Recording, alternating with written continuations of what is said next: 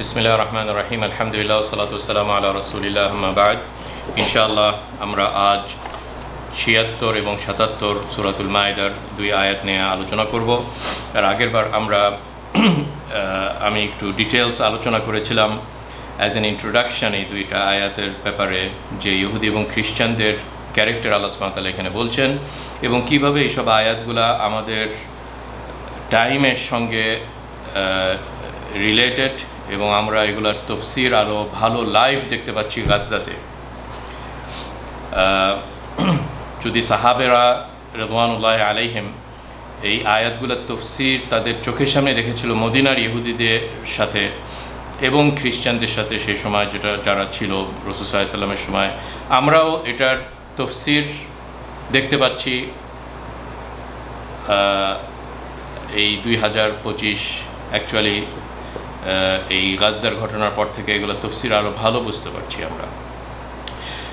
কাজে এটা নিয়ে একটু ডিটেলস আলোচনা করেছি আমরা আগের বার। কাজে আসুন আজকে আমরা ডাইরেক্টলি এই দুই আয়াতের তফসিরে যাই, যে ইহুদি এবং খ্রিস্টানদের প্রবলেমটা কোথায়, রুট কজটা কোথায়, এবং এইখান থেকে আমরা যাতে আইডেন্টিফাই করতে পারি তাদের প্রবলেম, এবং অ্যাট দ্য সেম টাইম আমরা অ্যাজ এ উম্মতে মুহাম্মদ সাল্লাল্লাহু আলাইহি ওয়াসাল্লাম যেন হুঁশিয়ার হয়ে থাকে এইসব রুট কজ থেকে, যেন আমাদের ভিতরে এরকম ক্যারেক্টার প্রকাশ না পাই। কাজে আসুন আমরা প্রথমে এই দুই আয়াত তেলাওয়াত করি এবং এটার সরল মানে দেখে নিই। আউযু বিল্লাহি মিনাশ শাইতানির রাজীম। قل أتعبدون من دون الله ما لا يملك لكم ضرا ولا نفعا والله هو السميع العليم। বলে দেন হে নবী সাল্লাল্লাহু আলাইহি ওয়াসাল্লাম এই ইহুদিদেরকে এবং খ্রিস্টানদেরকে, আতা'বুদুনা তোমরা কি ইবাদত করছো, মিন দুনিল্লাহ আল্লাহ ছাড়া। কাদের ইবাদত করছো? মা লা ইয়ামলিকু লাকুম দাররান ওয়ালা নাফা, যারা তোমাদের কোনো ক্ষতিকে রোধ করতে পারে না অথবা নাফা কোনো উপকারকেও টেনে নিয়ে আসতে পারে না, তাদেরকে ইবাদত করছো। যেমন ঈসা আলাইহিস সালাম অথবা অন্য যে কোনো কাউকে। আল্লাহ আল্লাহই তিনি, হুয়া তিনি, মানে আরও এমফেসিস দেওয়ার জন্য বলেছেন হুয়া, আল্লাহ সেই আল্লাহ তিনি যিনি আস-সামিউল আলিম। ওনার ক্যারেক্টার হচ্ছে যে সব কিছুই উনি শুনেন এবং সব কিছুই উনি জানেন, শুনেন এবং জানেন। কিন্তু এরকম অন্য আল্লাহ ছাড়া কেউ নাই যার এরকম কোয়ালিটি আছে যে সব কিছুই শোনেন এবং সব কিছুই জানেন। একটা টাইমে তারা অনেক কিছু তারা জানে না, আবার অনেক কিছু তারা শোনে না। একটা শোনার রেঞ্জ আছে, জানার রেঞ্জ আছে, কিন্তু আল্লাহ সুবহানাহু ওয়া তাআলা এগুলা আস-সামিয়া, ওই জন্য আলিফ লাম ইউজ করেছেন, এই যে আস-সামিয়া এবং আল আলিম। অন্যরা সামিয়া আলিম হতে পারে, যেগুলো হচ্ছে সীমিত, কিন্তু আল্লাহ সুবহানাহু ওয়া তাআলা আস-সামিয়া আর আল আলিম, মানে অ্যাবসলিউট ভ্যালু। তারপরে আয়াতটা আমরা পড়ি। قل يا أهل الكتاب لا تغلوا في دينكم غير الحق ولا تتبعوا أهواء قوم قد ضلوا كثيرا ولا تتبعوا أهواء قوم قد ضلوا من قبل وأضلوا كثيرا وضلوا عن سواء السبيل قل يا أهل الكتاب হে আহলে কিতাব, লা তাগলু ফি দীনিকুম তোমরা খবরদার তাগলু করো না, বাড়াবাড়ি করো না, ফি দীনিকুম তোমাদের ধর্মের ব্যাপারে বাড়াবাড়ি করো না। এনি বাড়াবাড়ি গায়র আল হক হয়ে যাবে, এটা হাক থেকে চলে যাবে, কারণ যে কোনো বাড়াবাড়িকে কখনো হাক বাড়াবাড়ি হয় না। ওই জন্য তোমরা এই হাকের বাহিরে যদি বাড়াবাড়ি করো তাহলে তোমরা হাক থেকে দূরে সরে গেলে। এবং ওয়ালা তাত্তাবিউ আহওয়া কওম তোমরা খবরদার অনুসরণ করো না সেই সম্প্রদায়ের,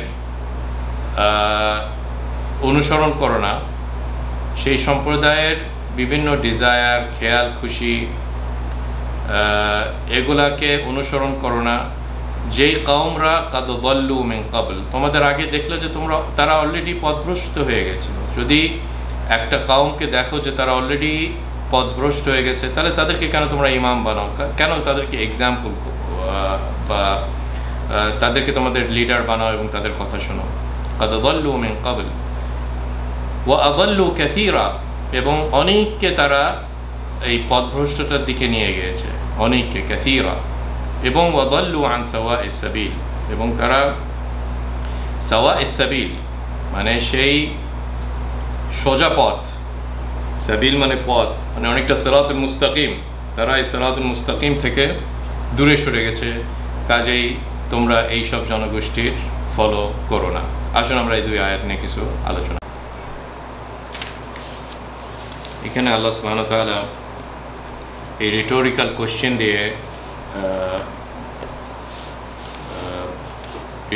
কোশ্চেন দিয়ে আহলে কিতাবদের সাথে এই কোরআনে তাদের সাথে কথোপকথন করছেন। ওই জন্য ফার্স্ট অফ অল কোরআন হচ্ছে আহলে কিতাবদের এবং আমাদেরও।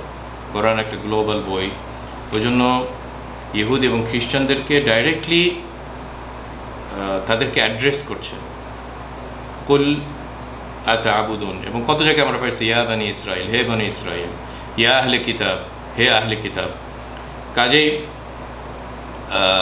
এই কোরআনটা তাদের বই, আমাদেরও বই। অনেক সময় আমরা মনে করি যে এটা শুধু আমাদের, কিন্তু আসলে এই কোরআন পুরা মানুষ জাতির জন্য। সো এটা একটা ফার্স্ট ইন্ডিকেশন। এই যে ইবাদতটা, যে কোনো কাউমের সবচেয়ে বড় যে প্রবলেম এই ইবাদতে, ওই জন্য তাওহীদ এবং শিরক এটা কখনো একটা পেরিফেরিয়াল টপিক না, একটা সাইড টপিক না, এইটাই হচ্ছে সেন্ট্রাল টপিক। অনেক সময় আমরা এই তাওহীদ এবং শিরককে ফর গ্র্যান্টেড নিয়ে অন্যদিকে আলোচনা করি, কিন্তু আমাদের সব আলোচনাটা সেন্টার করতে হবে এই তাওহীদ এবং শিরক, এবং এগুলাই হয়ে থাকে বিভিন্ন অন্য ব্যাধির রুট কজ এই তাওহীদে হয়ে থাকে। তা আমরা যদি অন্য সব কিছুকে, সব প্রবলেমে এনি সোসাইটিতে যদি অ্যাড্রেস করতে চাই, আমরা যেন এই কোরআনিক শিক্ষাটা এইভাবে নিই যে লেট আস স্টার্ট উইথ আমরা কার ইবাদত করছি, আল্লাহ সুবহানাহু ওয়া তাআলার ইবাদত করছি না শিরক করছি। এবং তাওহীদটাকে ভালো মতো বুঝতে হলে আল্লাহ সুবহানাহু ওয়া তাআলা সম্পর্কে ভালো ধারণা করা, ওনার আসমা এবং সিফাত, উনি কে, পুরা কোরআন শরীফ তো এটাই একটা সেন্ট্রাল থিম। কাজে আমরা কখনো যেন এই সেন্ট্রাল থিম থেকে দূরে না সরে যাই। রাসূল সাল্লাল্লাহু আলাইহি ওয়াসাল্লাম ওনার যেমন মক্কি জীবনে 13 বছর ওনার সংগ্রাম ছিল লা ইলাহা ইল্লাল্লাহকে ব্যাখ্যা করে দেওয়া, মদিনা জীবনেও উনি এটাতে কম এমফেসিস দেননি, এবং মারা যাওয়ার আগে উনি এইসব কথাই বলেছেন যে আমি ভয় করি, যেন মনে হয়, আমার ভয় হয় যে আমার কবর তোমরা পূজা করা শুরু করে দাও, ইহুদি এবং খ্রিস্টানদের মতন তোমরা খ্রিস্টানদের মতন আমাকে তোমরা বেশি বাড়াবাড়ি করো। এই যে এই সেম টপিকে রাসূল সাল্লাল্লাহু আলাইহি ওয়াসাল্লাম উনি সবসময় এরকমভাবে পেরেশানি থাকতেন। তো এই থিমটা আমরা এখানেও দেখছি যে আহলে কিতাবদের প্রবলেম যে তাদের ইবাদত করে এসেছে অন্য বিভিন্ন বস্তুকে, তারা এরকম কিছুর ইবাদত করেছে যাদের পাওয়ার নাই। ওই জন্য অন্য কাউকে ইবাদত করা, এটা যেমন রসুলদের ওয়াহিদ থ্রুতে আমরা বুঝতে পারি যে এটা শিরক এবং নাজায়েজ, আমাদের ব্রেনকে আজ করলেও আমরা বুঝতে পারি। ওই জন্য ওয়াহি এবং আকল এই দুইটাই একত্রে, শিরক একটা বড় জঘন্য একটা সিন এবং একটা পাগলামি, এটা কিন্তু দুইটা একত্রেই আমাদের সামনে এই মেসেজটা আসে খুবই ক্লিয়ারলি। ওই জন্য কোরআনের বক্তব্যগুলো খুবই সুন্দর, যে আমি যদি কারো ইবাদত করতে চাই, মানে সাধারণত আমরা যখন মানুষরা হিস্টোরিক্যালি কারো ইবাদত করে, মানে কোনো একটা শক্তির কাছে যে তারা মাথা নত করে, এটাই তো ইবাদত। কেন সাধারণত মাথা নত করে? মাথা নত করে যে মানুষ ইনহেরেন্টলি উইক ফিল করে, দেখে যে তার থেকে অনেক পাওয়ারফুল বস্তু আছে যে তাকে ক্ষতি করতে পারবে। বাঘ, ভাল্লুক, হিংস্র জন্তু সে যাচ্ছে, তাকে ক্ষতি করতে পারে। সমুদ্রের ভিতরে আছে, ঢেউ এসে তাকে ডুবিয়ে ফেলতে পারে। এই নেচারের বিভিন্ন শক্তি তাকে ক্ষতি করতে পারে। সো এইসব ক্ষতি থেকে নিজেকে প্রোটেকশন দেওয়াই হচ্ছে একটা উইক পার্সনের খুবই লজিক্যাল, যে সে একজনের কাছে আশ্রয় নেবে। সো এটাই হয়েছিল আসলে মানে মূল রিজন যে মানুষরা কেন একটা কবরের কাছে যায়, যে সে তার কাছ থেকে কিছু ভালো চায় অথবা নিজের কোনো ক্ষতি থেকে তার কাছে যে শেল্টার নেয়, যে আমাকে রক্ষা করো। সো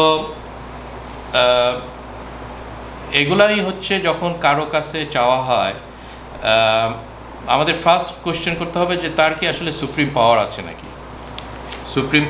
নাকি, এবং একজন যদি অলরেডি সে ডিপেন্ডেন্ট হয়ে থাকে অন্য কিছুর উপরে, তাহলে সে আবার অন্যকে কিভাবে বাঁচাবে, তাই না? ওই ইংলিশে বলে না যে যদি একজন অন্ধ আরেকজন অন্ধকে লিড করে, তাহলে দুইজনই যে একটা গর্তের ভিতরে পড়ে যাবে, তাই না?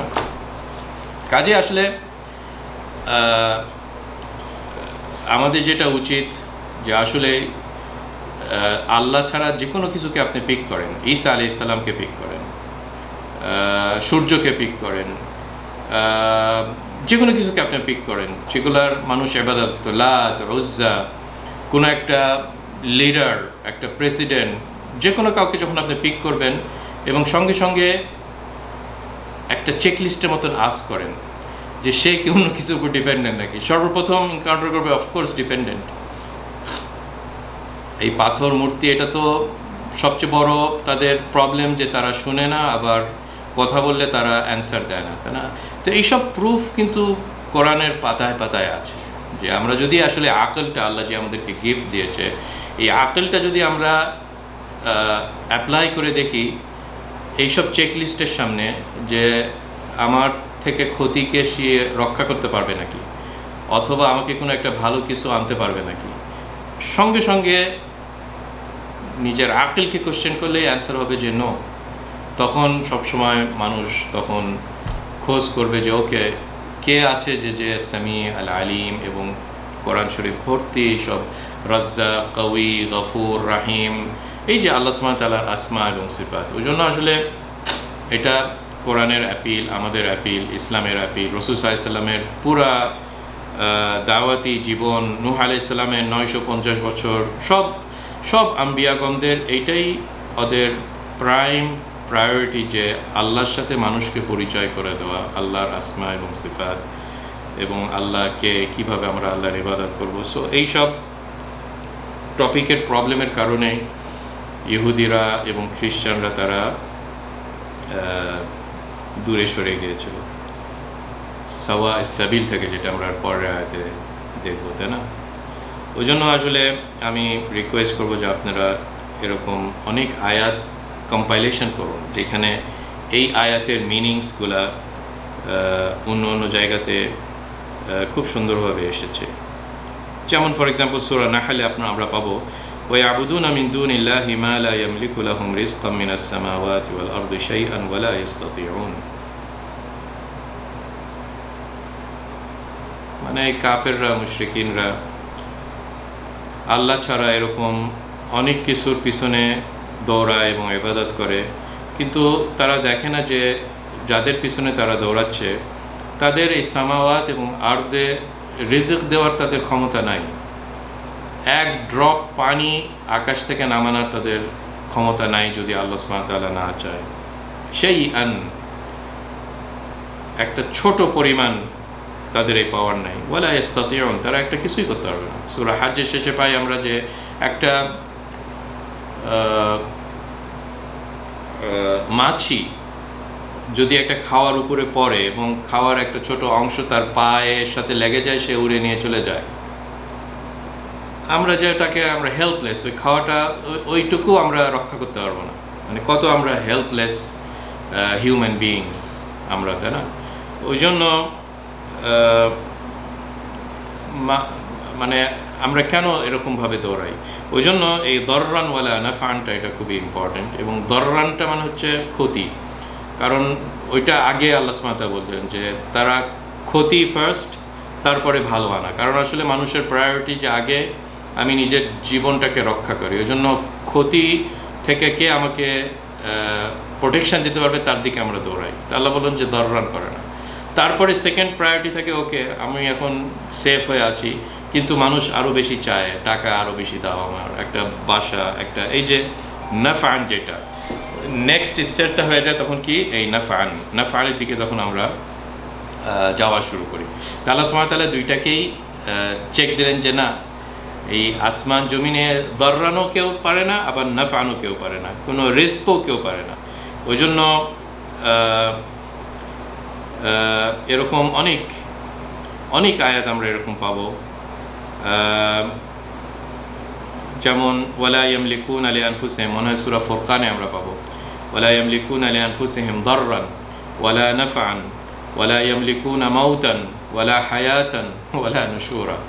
কি সুন্দরভাবে আল্লাহ সুবহানাহু ওয়া তাআলা সিমিলার মিনিং বিভিন্ন জায়গাতে দিয়েছেন, যে ক্ষতি ভালো, মাউত হায়া, আবার মরে যাওয়ার পরে আবার জীবিত করা, এই সব চ্যালেঞ্জিং পাওয়ার্স আল্লাহ ছাড়া তো কারো কাছে এগুলো নাই, তাই না?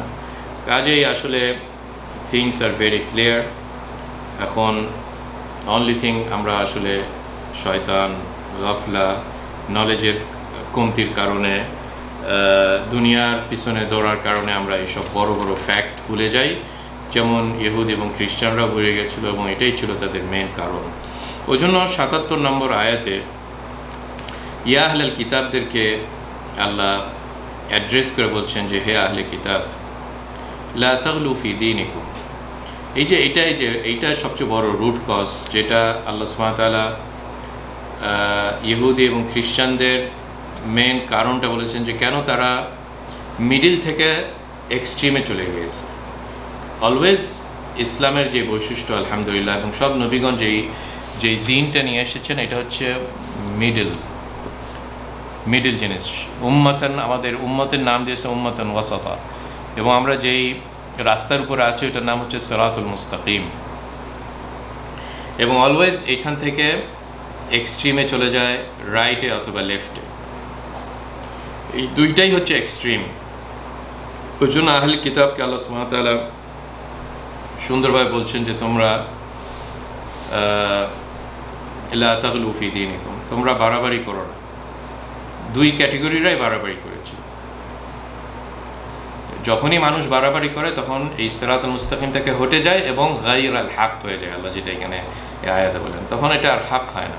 কারণ হকটা হচ্ছে একটাই, ফামাযা বা'দাল হক ইল্লা দালাল। হকের পরেই যদি হকটাকে একটা বাউন্ডারি দিয়ে করেন, যখনই আপনি বাউন্ডারিটা অতিক্রম করবেন, আপনি রাইটে অতিক্রম করুন অথবা লেফটে অতিক্রম করুন, ওটাকে আর হক বলা যাবে না। ঈসা আলাইহিস সালামের টপিক ধরেন, ঈসা আলাইহিস সালাম সম্পর্কে একটা হক আছে। হকটা কি? উনি রসুল, উনি আবদ, উনি আল্লাহর ভালো বান্দা, উনি এইসব হক যেগুলো আমরা বিলিভ করি, যেটা কোরআন পাতায় পাতায় এসব বলেছে, সূরা মারিয়ামে, সূরা আল ইমরানে, সূরা নিসাতে, সূরা মাইদাতে, খুব সুন্দর আমাদের একটা ওয়ার্ল্ড ভিউ, আউটলুক, আকিদা আছে অ্যাবাউট ঈসা আলাইহিস সালাম। এখন আহলে কিতাবরা এই বাউন্ডারি থেকে অতিক্রম করে একজন লেফটে চলে গেল। লেফটে যে সে ঈসা আলাইহিস সালামকে বলল যে সে জিনার একটা প্রোডাক্ট, তার মা জিনা করেছিল, কারণ তার ফাদার পাওয়া যায় না। এই যে হকের বাইরে আমরা চলে গেলাম। আবার আরেকজন রাইট সাইডে চলে গেল, যেতে যেতে যেতে বলল যে এ হচ্ছে আল্লাহ, ঈসা মারিয়ামের সাথে আল্লাহ এই বিয়ে শাদির এরকম করে সরঞ্জাম করে সে একটা প্রোডাক্ট হয়েছে এবং সে হচ্ছে সান অফ গড। আবার কেউ কেউ বললো এটা গড। এই যে এইভাবে আরেকটা গুলু করে গেল। এই যে যখনই গুলু হয়ে যায়, এবং গুলুটা নর্মাল কিছু না, ফি দীনিকুম, মানে মানুষের এই সিরিয়াস ইস্যু যেটা ইবাদতের বিষয়ে যখন গুলু করা হয় তখন এটা আগুন নিয়ে খেলা। কিন্তু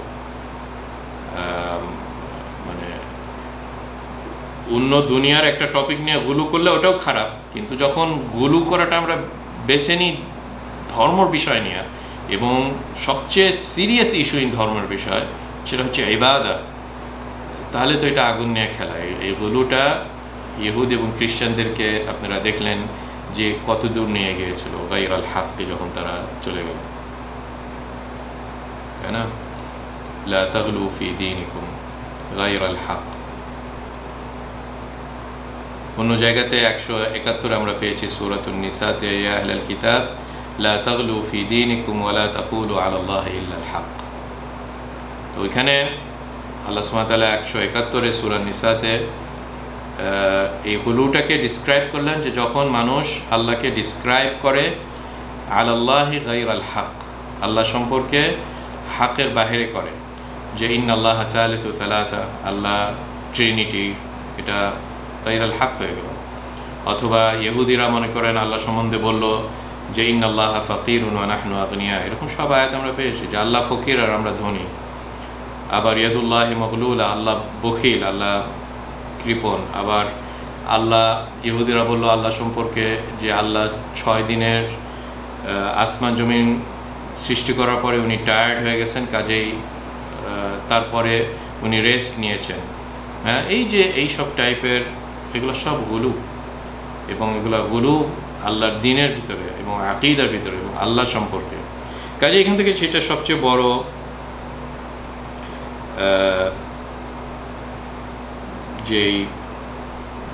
যে বিষয়টা আমরা শিক্ষণীয় যে জিনিসটা পাই, যে আমরা যেন উম্মতে মুহাম্মদ শিক্ষা লাভ করি এই ইহুদি এবং খ্রিস্টানদের এই প্রবলেম থেকে, তাদের এই সব লা তাগলু ফি দীনিকুম গায়রাল হককে যেন আমরা না যাই।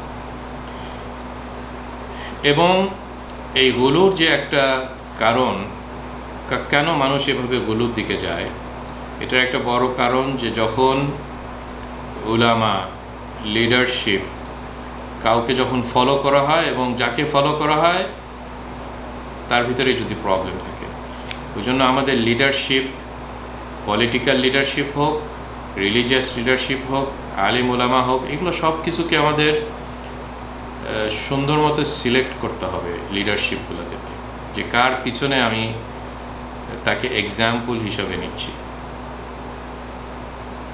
আর যখন তাদের ক্যারেক্টারে, তাদের নলেজে, তারাই যদি অন্ধ হয়ে থাকে এবং আমরা যদি তাদেরকে ফলো করি, আমরাও কিছুক্ষণ পরে ওই সেম প্রবলেমের ভিতরে পড়বো। এবং ওইটাই আল্লাহ সুবহানাহু ওয়া তাআলা এখানে বলছেন যে ওয়ালা তাত্তাবিউ আহওয়া কাওম।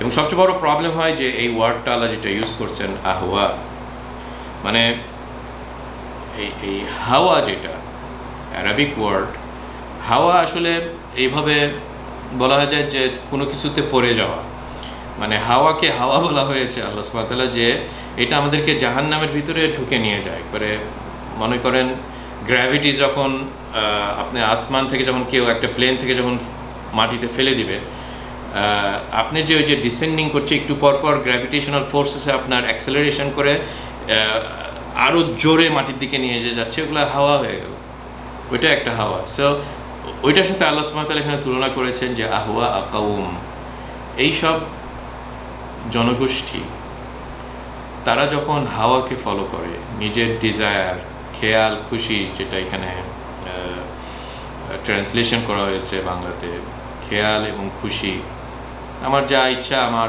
মনে হয় যে এরকম, কোরআন এবং হাদিস এবং আকল একদিকে বলে, আর নিজের ডিজায়ারটা, একটা লিডার আমাকে একটা ডিজায়ারের কথা বলছে, তার মন থেকে একটা খেয়াল খুশি একটা বলল, আমি অন্ধর মতন তাকে ফলো করলাম, এই যে এটা হাওয়া হয়ে গেল।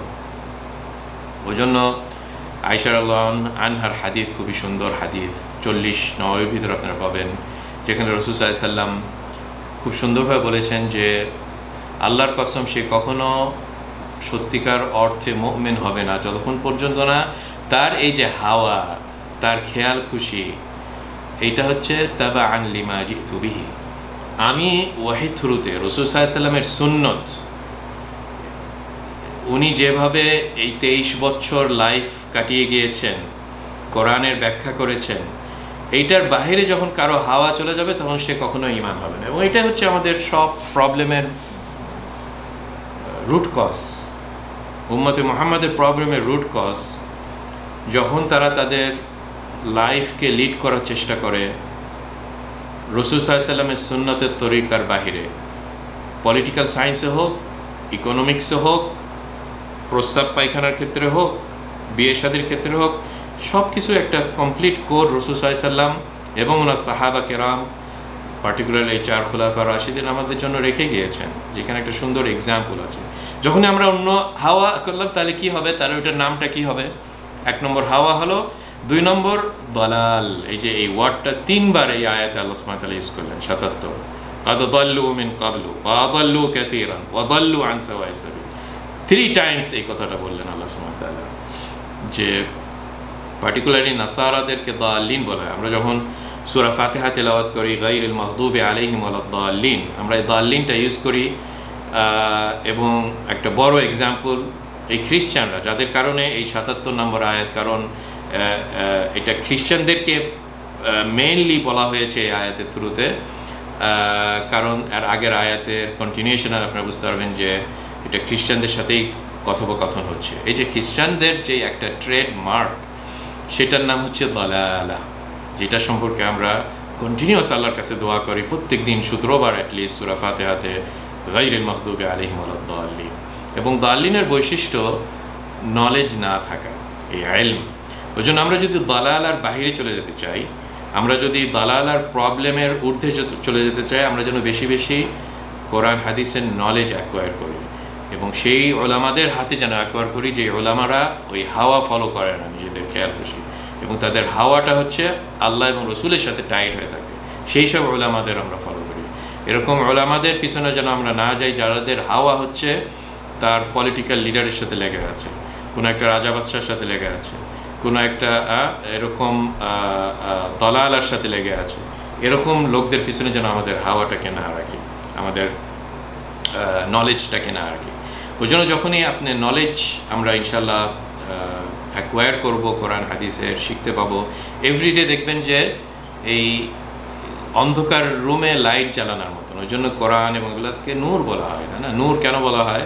যে এই দালালাটাকে মুছে ফেলে, আলোকিত করে ফেলে। আর যখনই লাইট অফ করা হয়ে যায় তখন কি হয়ে যায়? তখন এই দালালার ভিতরে মানুষ থাকে, অন্ধকারের ভিতরে হোঁচট খায়, এরকম এভরিডে এরকম প্রবলেম করে, ইবাদতে করে। যেমন ঈসা আলাইহিস সালামের ব্যাপারে তারা এমন সব থিওরি দিল যেগুলো কোনো আকলও মানতে চায় না। 1+1+1 বলছে =1, হ্যাঁ, একই গড কিন্তু 3টা রকম, মানে তারা নিজেরাও এটাকে এক্সপ্লেন করতে পারে না। এটা হচ্ছে দালালা। এবং তারা ফলো করেছিল তাদের ওল্ড লিডার্সদের, এবং অনেকে বলা হয় যে তারা ফলো করেছিল খ্রিস্টানদের, ইহুদিদেরও ফলো করেছিল, তাই না? ইহুদিদের অবদান তো অনেক এই খ্রিস্টান ধর্মটাকে নষ্ট করার ব্যাপারে।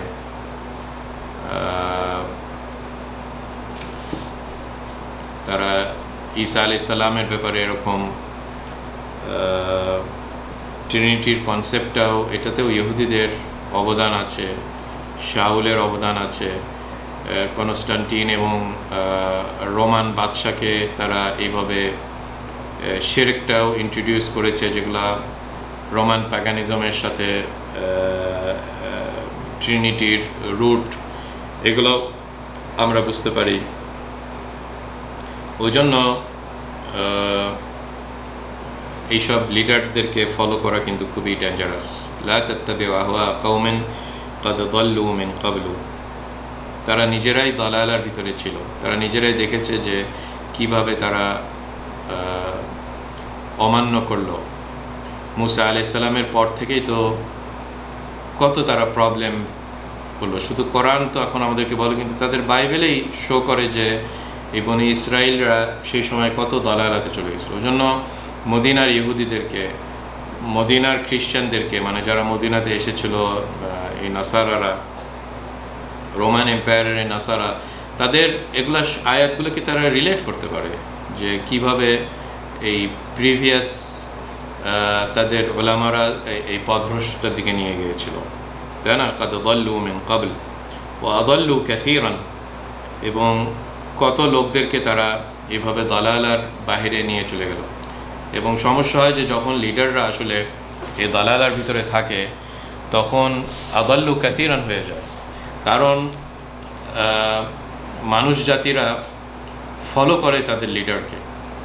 ওই জন্য রাসূল সাল্লাল্লাহু আলাইহি ওয়াসাল্লাম কত সায়েন্টিফিকভাবে লিডারদের কাছে চিঠি লিখতেন, এবং চিঠির ভিতরে এইভাবে বলতেন যে তুমি যদি ফলো না করো ফাইন্নামা আলাইকা ইসমাল আরিসিয়িন, যেভাবে হারকিউলাসের কাছে, হেরাকেলের কাছে রাসূল সাল্লাল্লাহু আলাইহি ওয়াসাল্লাম চিঠিটা লিখেছিলেন যে তুমি যদি এই ধর্মটাকে না মানো, ইসলামে যদি না ঢুকো, তাহলে তোমার রাজ্যে যে হাজার হাজার মিলিয়নস লক্ষ লক্ষ যেসব কৃষকরা আছে যারা অন্ধভাবে তাকায় থাকে তাদের লিডারের দিকে, তাদের গুনাহ তোমার ঘাড়ের উপরে আসবে।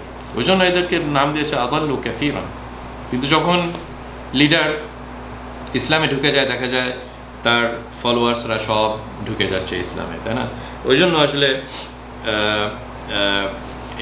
এগুলাই আসলে রুট প্রবলেম। কি সুন্দরভাবে এই দুই আয়াতে আল্লাহ সুবহানাহু ওয়া তাআলা বললেন, এবং লাস্টে যেভাবে এন্ড করলেন ওয়াদাল্লু আন সাওয়াইস সাবিল, মানে রাসূল সাল্লাল্লাহু আলাইহি সাল্লাম আসার পরে, মুহাম্মদ সাল্লাল্লাহু আলাইহি সাল্লাম আসার পরে এটাই হচ্ছে সাওয়াইস সাবিল। ইহুদি এবং খ্রিস্টানদেরকে সেই সময়, এখন এবং কিয়ামত পর্যন্ত এই আয়াতটা হিট করবে যে তোমরা মুসলমানদের ধর্মটাকে ফলো করো, কারণ এটাই হচ্ছে সিরাতুল মুস্তাকিম, এটাই হচ্ছে ওই হাকটাকে মিডিলে রেখে দিয়েছে, উম্মাতান ওয়াসাতান। আর তোমরা অলওয়েজ একজন রাইটে যাচ্ছ, একজন লেফটে যাচ্ছ, কিন্তু তোমরা যদি সাওয়াস সাবিলে আসো, এটা হচ্ছে রাসূল সাল্লাল্লাহু আলাইহি সাল্লামের তরিকা। সব কিছুতেই আলহামদুলিল্লাহ আমাদের একটা ব্যালেন্সড ওয়েতে আছে। ঈসা আলাইহিস সালামকে আমরা সম্মানও করলাম, কিন্তু আবার উঠাতে উঠাতে আল্লাহর দরজাতে নিয়ে গেলাম না, বা আল্লাহর র্যাঙ্কে নিয়ে গেলাম না। আবার ওনাকে নিচে নামাতে নামাতে ইহুদিদের মতনও নিলাম না। সব ব্রাঞ্চ আপনি দেখেন তাহারার ব্যাপারে, ইহুদিরা তাহারা মানে পবিত্রের ব্যাপারে ইহুরা খুব বাড়াবাড়ি করে অনেক কিছুকে হারাম করেছে। তারপরে যখন মিনিস্ট্রেশন হয়, তাদের ওয়াইফদেরকে একবার অন্যদিকে নিয়ে গেছে, আজিবদের টাচ করলেও হয়তো প্রবলেম হবে। আবার খ্রিস্টানরা দেখা যায় উল্টো দিকে নিয়ে গেছে যে ওকে মিনিস্ট্রেশনের সময়ও থাকা যাবে, অসুবিধা নাই ওয়াইফের সাথে। এই যে দুইটার মাঝখানে ইসলাম এসে কি সুন্দর। ওই জন্য সব চ্যাপ্টারই যদি আপনি দেখেন, এই খুব সুন্দরভাবে চিন্তা করলে দেখা যাবে যে আমাদেরকে আল্লাহ সুবহানাহু ওয়া তাআলা উম্মাতান ওয়াসাতান বলছে। কাজে আমরা যেন অ্যাপ্রিসিয়েট করি এই উম্মাতে ওয়াসাতানটাকে, এবং হ্যাপি ফিল করি যে আলহামদুলিল্লাহ আমাদের কাছে এরকম কিতাব আছে, আমাদের কাছে নবী আছে, আমাদের কাছে ইলম আছে, নলেজ আছে, এবং আমরা এই মাগদুবে আলাইহিমও যায় না, আবার দাল্লিনেও যায় না। আমাদের নলেজ আছে এবং নলেজের আমরা আমল করি। ইহুদিদের নলেজ ছিল কিন্তু আমল করেনি, জানতো কোনটা হক, উল্টা দিকে গিয়েছে। রাসূল সাল্লাল্লাহু আলাইহি ওয়াসাল্লামের ডিসক্রিপশন দেখেছে কিন্তু বলেছে যে না, এটা হচ্ছে ইসমাইলের ব্রাঞ্চ থেকে এসেছে, আমরা মানবো না। আর খ্রিস্টানরা অন্ধের মতন খালি হোঁচট খেয়েছে। আর আমরা হচ্ছে এভরিডে দোয়া করি গায়রিল মাগদুবি আলাইহিম ওয়ালাদ-দাল্লিন। এই দুই ক্যাটাগরির থেকে যেন আমরা আল্লাহর কাছে এভরিডে দোয়া করি, যেন আমরা সিরাতুল মুস্তাকিমে হই, যাদের নাম দিয়েছেন আল্লাহ কি আনআমতা আলাইহিম। আর এরা হচ্ছে মাগদুবি আলাইহিম ওয়ালাদ-দাল্লিন। কাজে এই তিনটাই পথ, আনআমতা আলাইহিম, মাগদুবি আলাইহিম, দাল্লিন। ইহুদি খ্রিস্টান একদিকে আর উম্মতে মুহাম্মদ একদিকে। আলহামদুলিল্লাহ রাব্বিল আলামিন। ওয়া সাল্লাল্লাহু ওয়া সাল্লাম আলা নবিয়িনা মুহাম্মদ। ওয়া আসসালামু আলাইকুম ওয়া রাহমাতুল্লাহি